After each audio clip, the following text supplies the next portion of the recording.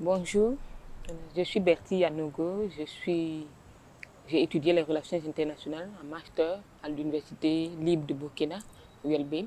J'ai également une licence en psychologie à l'Université de Koudou, l'Université Norbert Zongo. Et puis en ce moment, je préside une association des malades de la myasthénie. Et puis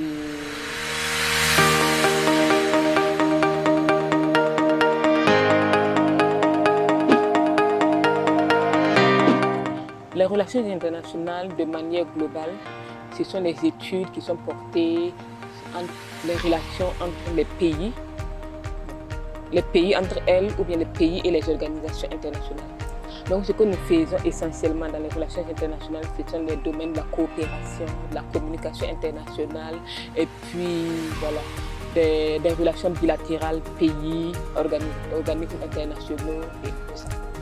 Actuellement, personne n'ignore qu'on parle du nouvel ordre mondial. Le nouvel ordre mondial qui va consister à créer un monde unique.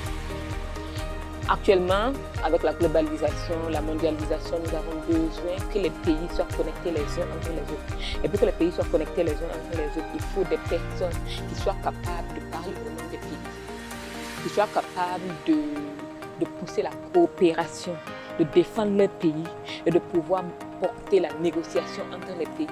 Eux, ils sont là pour amener une meilleure compréhension entre les États et aussi entre les États et les organismes. Donc c'est pour cela que les relations internationales sont très importantes de nos jours parce que nous avons besoin d'elles pour avancer dans le monde.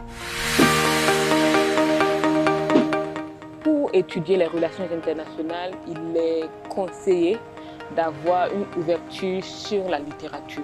Parce que ce que nous faisons en relations internationales, ce n'est pas des choses scientifiques, ce sont des questions abstraites de la communication. C'est un peu comme les relations entre les pays, c'est-à-dire qu'il faut mettre à contribution les relations humaines. Donc, un bac littéraire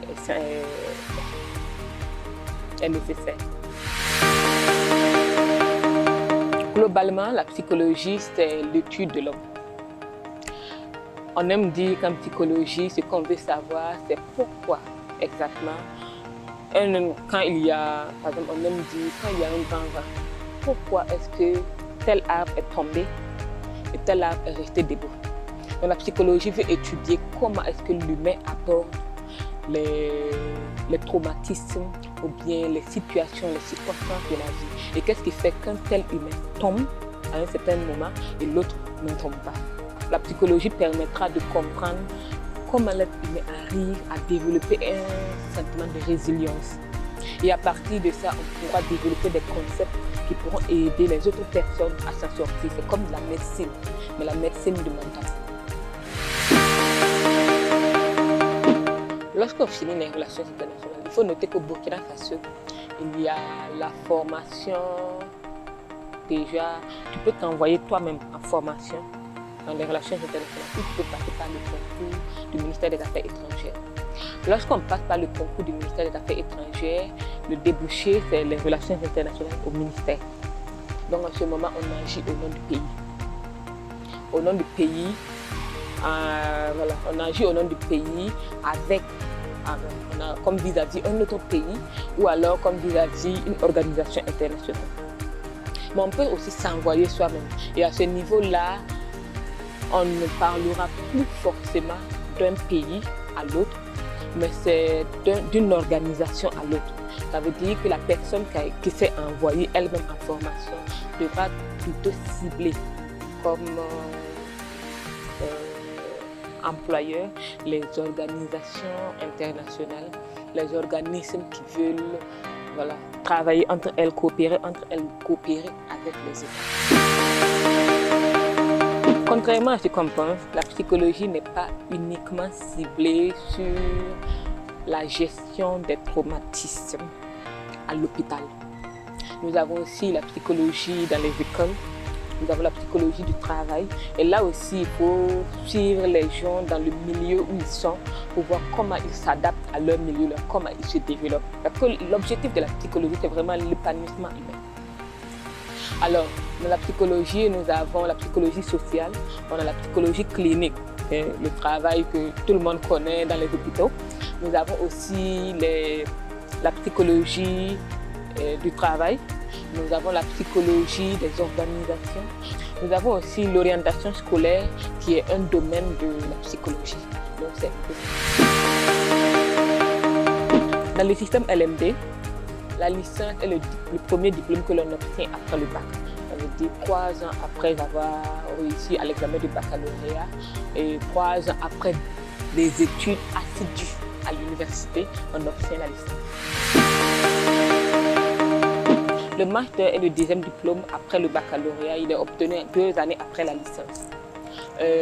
Dans le domaine spécifique des relations internationales, le master permet à l'étudiant en relations internationales déjà de se lancer dans le monde du travail. Moi particulièrement, je suis allée d'une licence en psychologie à un master en relations internationales. Déjà, il faut noter que dans le système LMD, il y a la possibilité d'aller d'un domaine à l'autre lorsqu'il y a une connexion entre ces deux domaines-là. Donc, il faut que les domaines soient parents. Et à ce moment maintenant, on peut sauter d'un domaine à l'autre pour obtenir les diplômes. Donc, le master en relations internationales permet déjà de travailler, déjà d'aller sur le terrain et d'agir.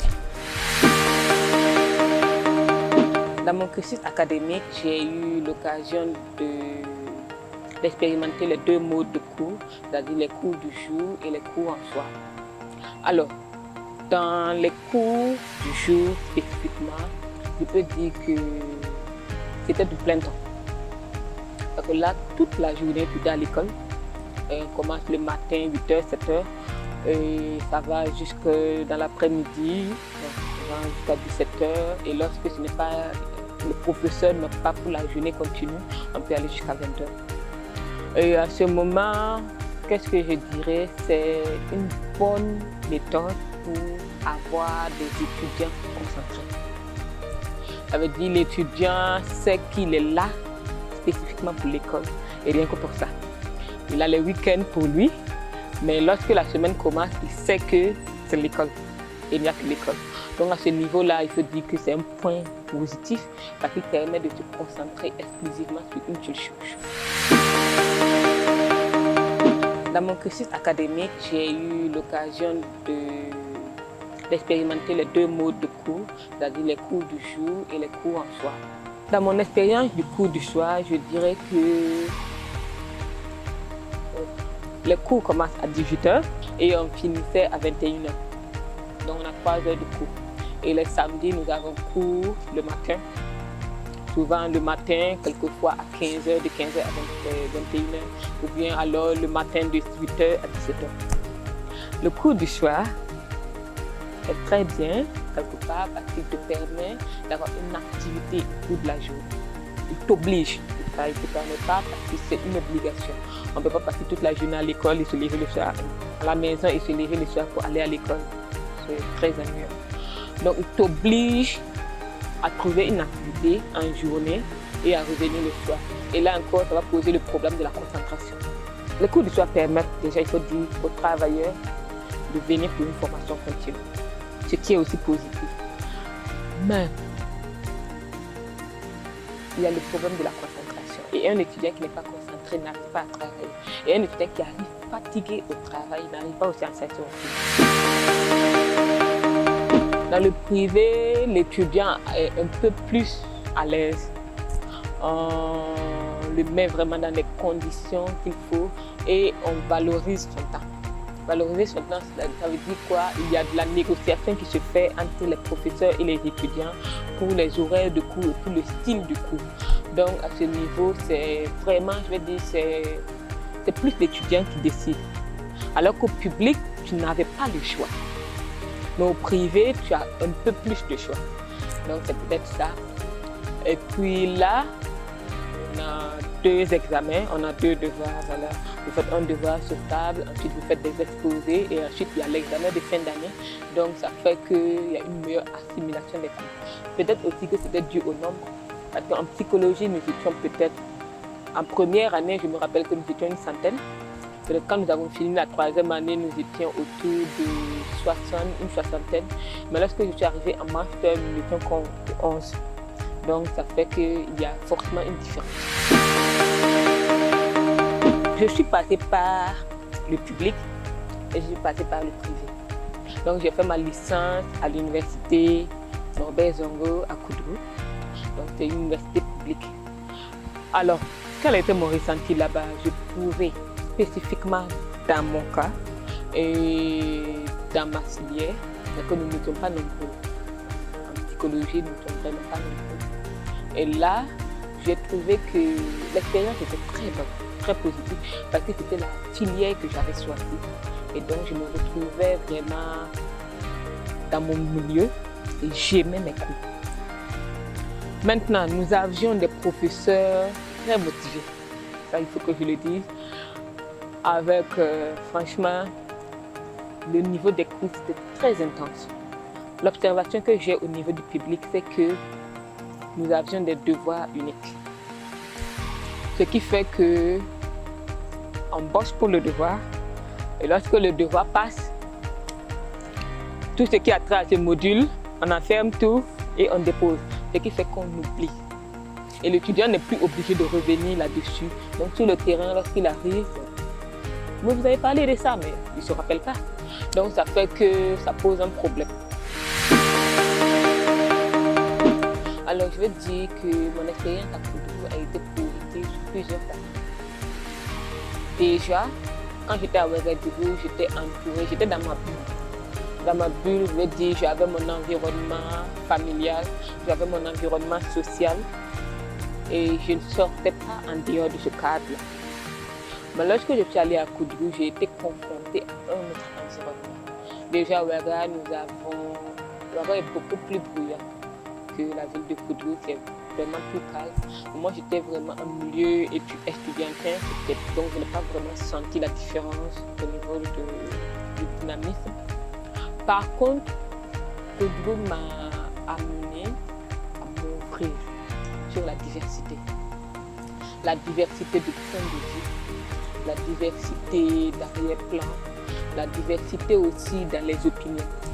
Parce que lorsque j'étais ici, je suis avec ceux qui me ressemblent et ceux que je connais.